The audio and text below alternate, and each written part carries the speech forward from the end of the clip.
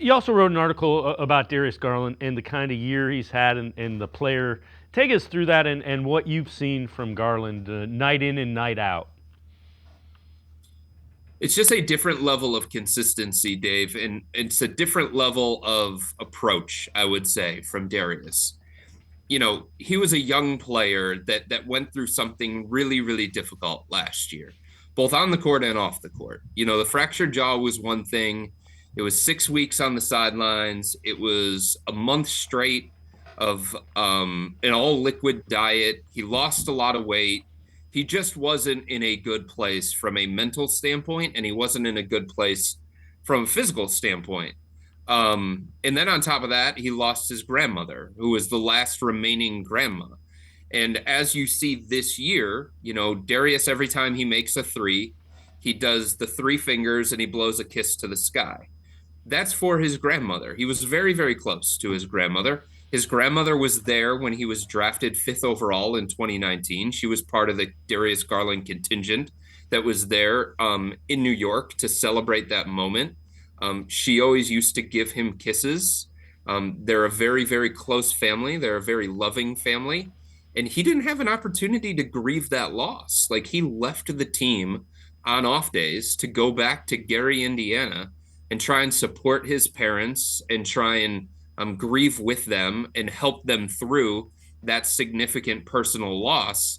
But he didn't really have the opportunity that a normal person would because games kept coming and practices kept coming. So I think, going through all of that last year, it kind of opened Darius's eyes a little bit and it forced him to kind of change a little bit and grow up and learn how to deal with adversity. And his habits are different this year. The professionalism from Darius is different this year. The basketball level maturity is different from Darius this year. And I think all of that is partially tied to what he went through last year, what he calls the most difficult year of his entire life, not just his career, but his entire life as a person. So going through all of that, I think provided him with a different kind of perspective. And then on top of that, you had a fan base that basically turned on him and gave up on him.